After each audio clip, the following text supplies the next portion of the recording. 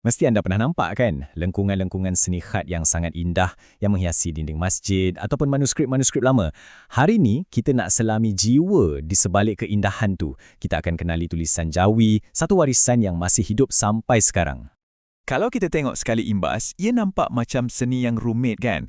Tapi sebenarnya, garisan yang mengalir ni, ia bukan sekadar hiasan tau. Ia adalah bahasa.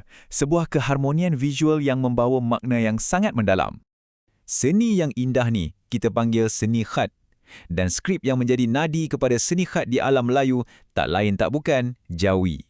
Ia bukan setakat huruf-huruf, tapi satu ekspresi jiwa. Dah sedia? Jom kita mulakan perjalanan ni.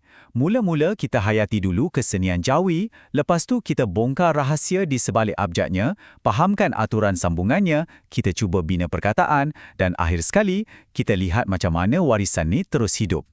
Jawi ni, dia bukan sekadar sistem tulisan biasa. Ia adalah satu lambang tradisi. Selama berabad-abad lamanya, Jawi diguna untuk catat macam-macam benda, dari urusan istana sampailah ke karya sastra yang hebat-hebat.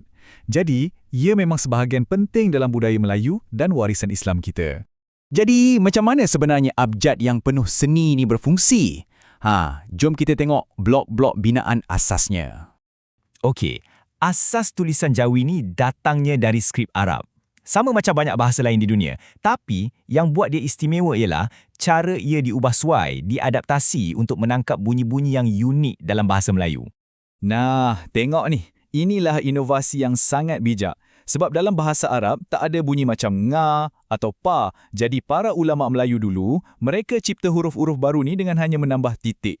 Inilah bukti betapa pintarnya adaptasi dalam Jawi.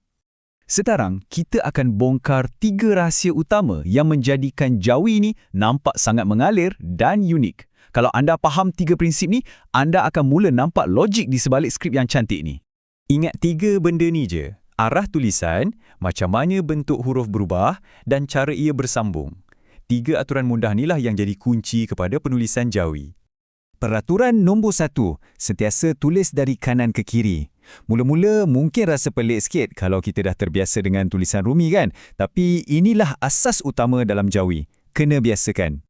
Peraturan kedua pula, huruf dalam Jawi ini kita boleh bayangkan dia macam sesumpah. Bentuk dia akan berubah-ubah bergantung pada kedudukannya dalam satu-satu perkataan. Jadi ia bukanlah simbol yang statik. Satu huruf yang sama boleh ada sampai 4 bentuk yang berbeza. Contohnya cuba tengok huruf ba ni. Bentuk dia lain bila dia berdiri sendiri, lain bila dekat depan, lain pula bila kat tengah, dan lain bila kat hujung perkataan. Menarik kan? Dan peraturan ketiga, kebanyakan huruf memang akan bersambung antara satu sama lain. Sifat bersambung inilah yang hasilkan aliran tulisan yang nampak cantik, yang macam kersif tu. Inilah ciri khas tulisan Jawi. Tapi, ada pengecualian.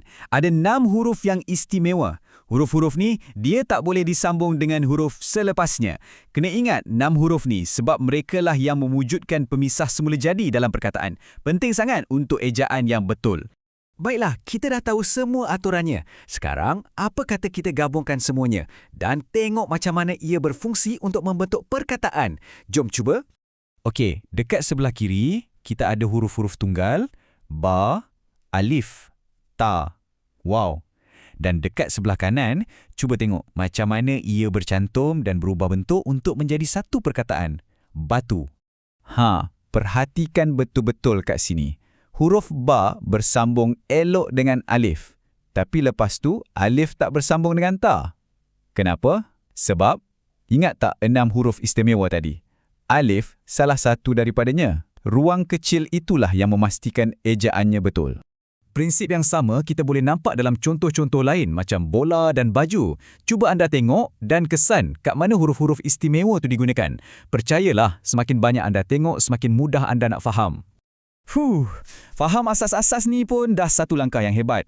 Tapi, untuk kita betul-betul hidupkan warisan ni, kuncinya terletak pada amalan dan penghargaan yang berterusan. Tak perlu pun nak jadi pakar terus. Semuanya bermula dengan keinginan untuk belajar, walaupun hanya satu perkataan.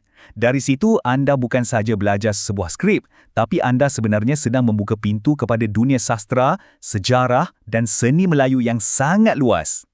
Pada akhirnya, Jawi ini membuktikan yang tulisan bukan sekadar alat komunikasi. Ia adalah cerminan sejarah, seni dan identiti kita. Dan ini meninggalkan kita dengan satu persoalan untuk direnungkan. Bagaimanakah cara kita nak pastikan warisan yang hidup macam ni tak hilang di telan zaman?